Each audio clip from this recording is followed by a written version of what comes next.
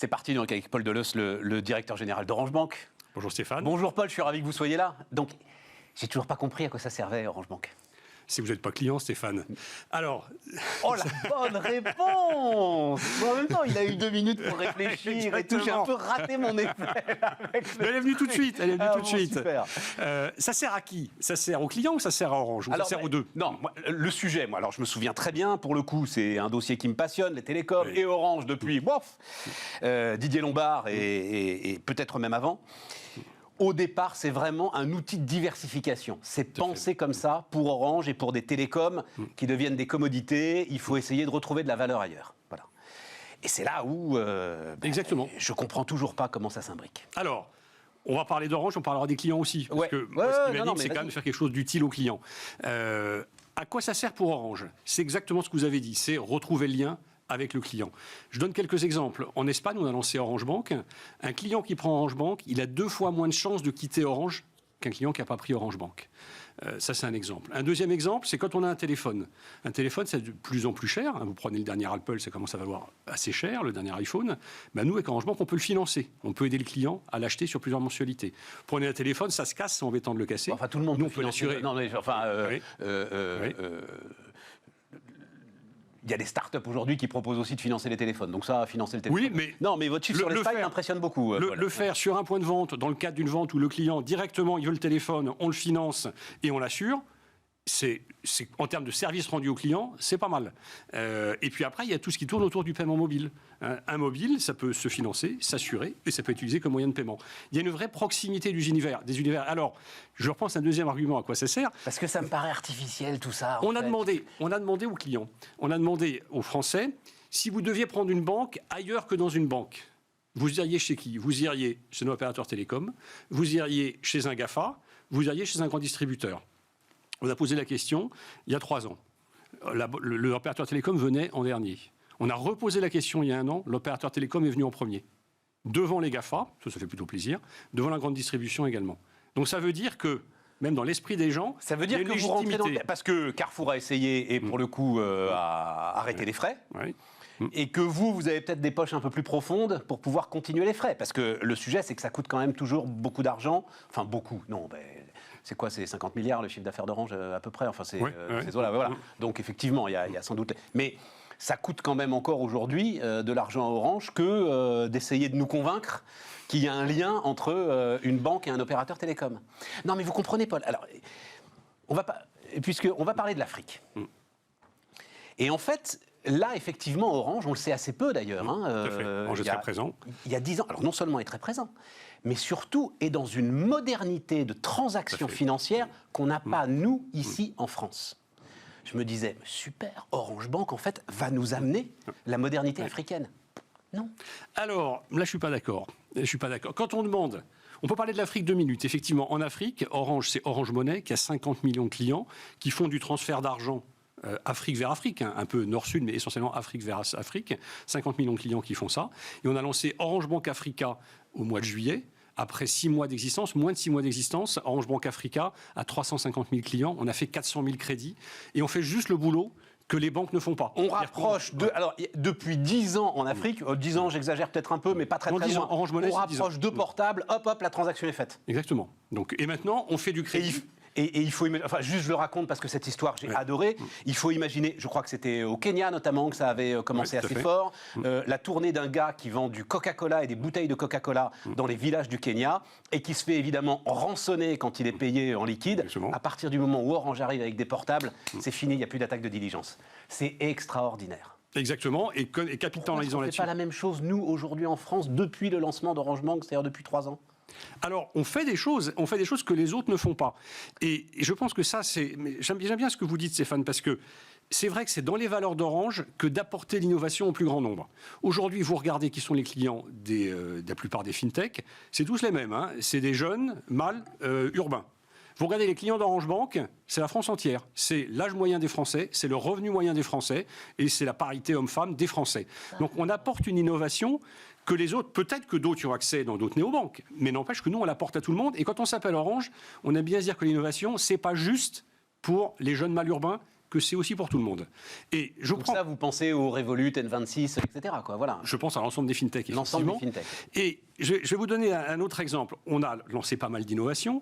Quand on demande aux clients Orange Bank, qu'est-ce que vous préférez chez Orange Bank ? On a fait des trucs super qui sont très utilisés, comme le virement par SMS. Le virement par SMS, personne ne le fait. Mais vous savez ce que les gens mettent en numéro 1 comme fonctionnalité préférée chez Orange Bank ? C'est le solde en temps réel. C'est bête le solde en temps réel. C'est juste que quand vous faites une dépense, elle apparaît sur votre téléphone. C'est tellement bête que les banques ne le font pas. Aujourd'hui, vous le savez bien. Non, les banques ne le font pas. Non, aujourd'hui, quelques banques le font, mais elles sont très peu nombreuses à le faire. Parce que c'est vrai que les néobanques le font, en fait. Non, assez peu. Quelques-unes, mais assez peu. Parce que c'est un tout petit peu compliqué à faire. Bah, moi, il y en a une que je connais qui s'appelle Shine, elle le fait, par exemple. Quelques néobanques le font. Société Générale. Quelques néobanques le font, mais ça, c'était avant que vous ayez basculé chez Anytime, qui est la fintech qu'on vient d'acheter sur les pro PME. Oui, on va y aller. Mais tout ça pour dire qu'on fait des innovations liées à l'univers telco, le financement de terminal, le virement par SMS. Je peux envoyer de l'argent par SMS instantanément à n'importe qui soit client Orange Bank ou pas. Mais néanmoins, ce que les gens préfèrent, c'est avant tout le solde en temps réel. Parce que les néobanques, elles pensent tous qu'elles ont des clients qui ont plein d'argent, qui s'en fichent de dépenser, de regarder, de ne pas avoir leur solde. Mais le Français, l'ensemble des Français, ils ont un budget à gérer. C'est important pour eux de savoir où en est leur solde. Et quand on s'appelle Orange, encore une fois, on aime parler à tout le monde et on aime satisfaire des besoins qui ne sont peut-être pas ceux d'une élite, qui sont celles de l'ensemble de la population. C'est ce qu'on essaie de faire chez Orange Bank. C'est intéressant. Et est-ce que vous savez la proportion, je ne sais pas d'ailleurs quel est le terme que vous employez dans la banque, c'est-à-dire en gros les comptes sur lesquels tombe le salaire. Voilà, le vrai compte bancaire, quelle proportion vous avez-vous ? Parce que c'est vrai que là, les néobanques, elles en ont très peu, quoi, finalement. C'est souvent des deuxièmes ou des troisièmes comptes. Quand vous posez la question, vous avez, pardonnez-moi, un peu un raisonnement d'ancien banquier. Le compte sur lequel tombe le salaire, quand on est néobanque, on regarde l'activité des comptes. Alors moi, je peux vous dire, les comptes sur lesquels tombe le salaire, sur mes clients premium... C'est pas le plus important, celui-là ? Non, le plus important, parce que les banques vont vous dire, si vous faites un crédit immobilier chez moi, je veux le salaire. C'est exactement ce qu'elles disent. Je vais vous donner le chiffre. Chez nous, sur nos clients premium, c'est de l'ordre d'un tiers qui ont mis leur salaire. Ah, quand même. Mais sur nos clients premium. Sur vos clients premium. Sur les clients premium, mais les clients premium aujourd'hui sont la majorité de notre conquête. Mais ce qui compte, c'est l'activité des comptes. C'est-à-dire, est-ce que quand vous sortez votre carte, c'est la carte Orange Bank que vous sortez ? Moi, je pourrais vous sortir mes cartes, j'en ai 5 ou 6. C'est la carte Orange Bank que je sors, mais bon. Heureusement. Mais aujourd'hui, on a un taux de clients actifs hebdomadaire qui est 2 fois supérieur à celui des néobanques. Et c'est ça qui compte pour nous. C'est qu'on veut être la carte qu'on utilise. Alors oui, on est banque secondaire parce que les clients, ils ont leur PEA ailleurs, ils ont leur assurance vie ailleurs pour l'instant. Mais ce qu'on veut, c'est que dans la gestion au quotidien, c'est nous qui les utilisent, parce qu'on veut leur offrir des services, le virement par SMS, le paiement mobile, des assurances sur leurs achats. Quand vous avez une facture Orange et que vous avez un compte Orange Bank, on vous rembourse une partie de facture Orange sur votre compte Orange. Quand vous faites des dépenses chez Orange, on vous rembourse une partie de vos dépenses. On veut être la banque du quotidien. Autant vous me convainquez quand vous me parlez de stratégie bancaire, autant sur vos synergies. Mais sauf un truc, parce que... Et je l'ai déjà dit d'ailleurs, Frédéric Oudéa, quand il était venu nous voir, enfin c'est un des arguments qu'il met en avant. Il dit, ok, les néobanques, tout ça, machin, lui-même rachète Shine, d'accord. Là. Il dit, mais à un moment, quand il faudra choisir où mettre votre vrai argent, ce sera compliqué pour vous d'aller le confier à une néobanque. Et je dois dire qu'Orange, c'est vrai, offre une forme de réassurance. Bien sûr. Bien sûr, c'est que la banque lituanienne avec une licence estonienne offre moins. On parle pas celle-là. On parle pas celle-là. Voilà. Oui, bien sûr, parce que Orange Bank, c'est l'institution Orange, et ça pour les clients c'est rassurant, parce que nous, contrairement à d'autres néobanques, on est en France, on paye des taxes en France, on est assujetti en tant que banque localisée en France aux règles d'anti-blanchiment de la Banque de France, alors que vous prenez d'autres néobanques, et on ne les citera pas, qui opèrent en France depuis l'étranger, elles ne payent pas de taxes en France, elles n'ont pas de collaborateurs en France ou très peu. Moi, tous mes collaborateurs, mon call center est en France, à Montreuil et à Amiens, et puis elles appliquent les règles anti-blanchiment du pays d'où elles émettent leurs cartes.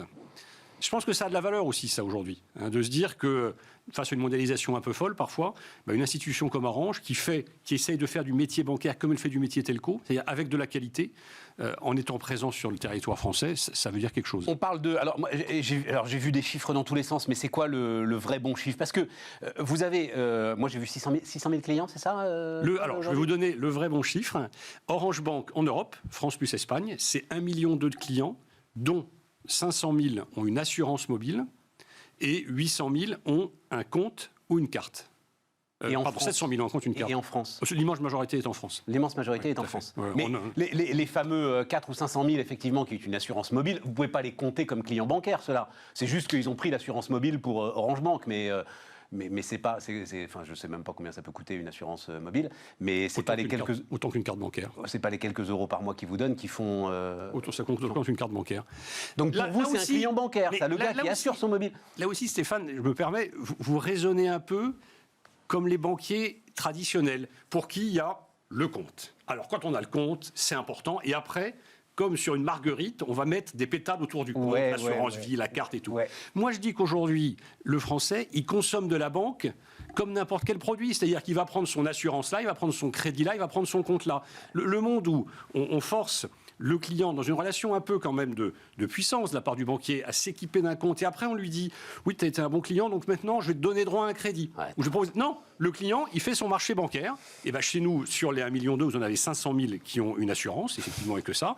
Et puis vous en avez le reste, 700 000 qui ont un compte ou un crédit. Mais c'est le client qui choisit ce qu'il veut, c'est pas moi qui lui dis « Tu commences par rentrer par ce produit. » Je peux vous le dire, ça m'est arrivé hier. Je vais pas citer la banque, mais ça m'est arrivé hier. Vous faites une opération et le gars vous dit « Tiens, je vais en cadeau vous donner une carte premier, mais elle sera au même prix. » Mais je m'en fous complètement, j'en ai pas besoin.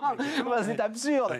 C'est exactement ça. Parce que... Et alors, non, mais pour en rester, parce qu'on a beaucoup de temps et c'est très sympa, mais le temps tourne quand même. Et donc, ça veut dire que pour Orange, dans sa stratégie, c'est finalement m'accompagner, moi, particulier client, dans un autre univers de ma vie et m'entourer de la marque Orange dans un autre univers de ma vie. En faisant en sorte que sur chaque produit que je vends aux clients, je rajoute un petit bout de contenu Orange.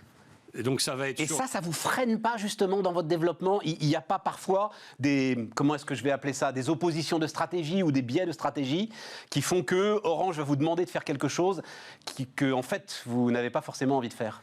Mais moi, je n'existe pas pour faire de la banque pour la banque. Moi, je fais de la banque pour Orange.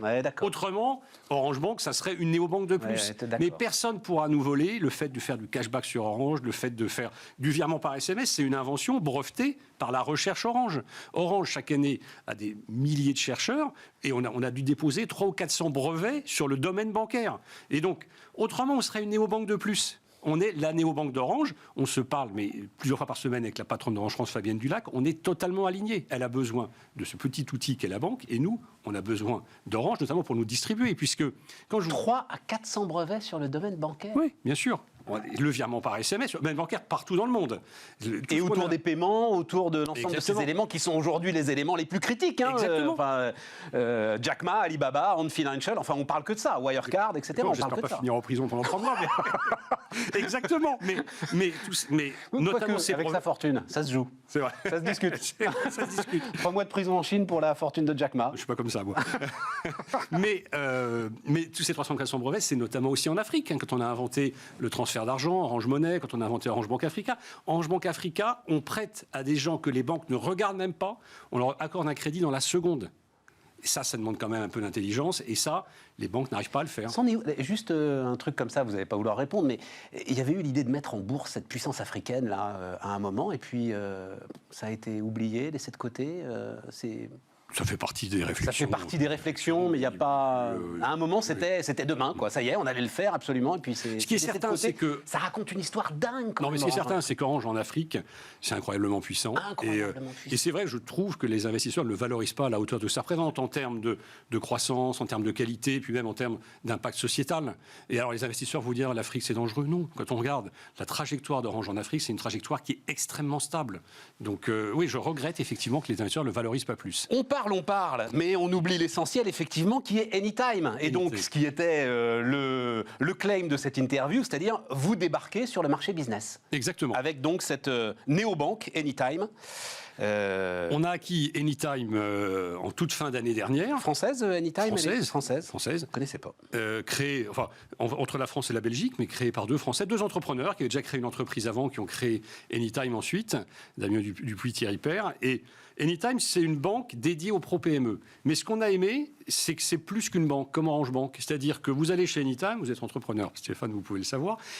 Ce que l'entrepreneur n'aime pas faire, c'est tout ce qui n'est pas son cœur de métier. Et bien, chez Anytime, on vous l'apporte, c'est-à-dire vous pouvez faire votre création d'entreprise. Ça gère vos comptes, vous pouvez faire des devis, vous pouvez envoyer des factures, relancer les clients, et puis tous les mois, toute l'info qui est dans le compte Anytime, hop, ça part directement dans votre compta, sans que vous ayez rien à faire. Ça veut alléger la vie de l'entrepreneur, et ça réussit plutôt bien. Je suis obligé de le dire, mais Shine ou Conto font la même chose. Hein. Mais c'est très très bien, c'est absolument formidable. Avec un chez Anytime, un positionnement peut-être un tout petit peu plus haut de gamme en termes de clients, effectivement, mais c'est effectivement assez proche. C'est-à-dire, c'est vrai qu'elle cible plutôt, notamment Shine, les indépendants, les auto-entrepreneurs, les gens comme ça. Anytime aussi, mais quand on regarde le mix client, il y a aussi chez Anytime une proportion d'entreprises un peu plus importante. Et alors là, pour le coup, vous allez nous refaire le coup des offres groupées, avec Orange Business, et là, il y a un enjeu... alors, offres groupées, j'aime pas le mot, mais oui, on va effectivement packager des offres pour les entrepreneurs. Par exemple, Anytime, c'est tout ce que je vous ai apporté, tout ce que j'ai dit, mais Orange, chez les entrepreneurs, c'est de la téléphonie, c'est de la cybersécurité, c'est aussi de la gestion CRM. Orange propose aux clients entrepreneurs de gérer leur site internet, d'organiser tout le CRM, Customer Relationship Management. Avec Anytime, on pourra proposer à l'entrepreneur tout un ensemble de services qui auront du sens pour lui. Bon, c'est intéressant, hein. C'est un très beau projet. C'est intéressant. C'est un marché plus rentable, le marché entreprise ? Oui, beaucoup plus rentable que le marché particulier. Pour la banque, je parle. Hein. Sur le marché entreprise, vous avez, y compris pour les fintech, souvent un revenu annuel par client qui est de l'ordre de 400 à 500 euros. Sur les particuliers, alors ça c'est un des éléments que j'ai changé en arrivant chez Orange Bank il y a 2 ans. On était très largement sur du gratuit. 20% des clients prenaient... Enfin, même sur du perdant, parce qu'il y avait la conquête client que vous n'arriviez pas à rattraper. Mais 20% des clients chez Orange Bank il y a 2 ans prenaient une offre payante. Aujourd'hui, c'est 80% de nos clients qui prennent une offre payante. Comment ça se fait ? C'est qu'on a investi sur la qualité de l'offre, qui est une qualité maintenant très très solide. Enfin, on a un net promoter score qui a de part avec les meilleurs des fintechs. Donc ça, c'est la recommandation par ceux qui sont clients. Hein. Exactement, c'est la part des clients qui vous recommandent, moins ceux qui ne vous recommandent pas. Donc on a un des meilleurs NPS du marché. On a une offre premium qui a maintenant un contenu assez fort, ce qui fait qu'on est passé de 20% de clients payants à 80% de clients payants. Et vous perdez encore, 100 millions d'euros par an ? Un peu plus. L'an dernier, Orange Bank aura perdu autour de 130 millions d'euros. Mais je comprends, c'est dans le cadre d'une stratégie. À un moment, quand même, vous avez la pression pour devenir rentable, on vous évidemment, dit... Évidemment. Et depuis 2 ans, on a réduit nos pertes de 25%. Mais vous voyez, c'est toujours amusant, quand amusant ou pas, je ne sais pas. Mais on me dit Orange Bank a perdu 130 millions d'euros. Je serais une fintech, on me dirait, on a investi 130 millions d'euros dans Orange Bank, c'est super. Tu as parfaitement raison. Et c'est des investissements. Tu as parfaitement raison. Et quand Orange installe des réseaux fibres, c'est des investissements. Orange investit dans la banque. Et la vision de Stéphane Richard, c'est une vision long terme sur la banque. Et c'est ça qu'on est en train de réaliser. Paul Delos, le directeur général d'Orange Bank, était notre invité sur Bismart.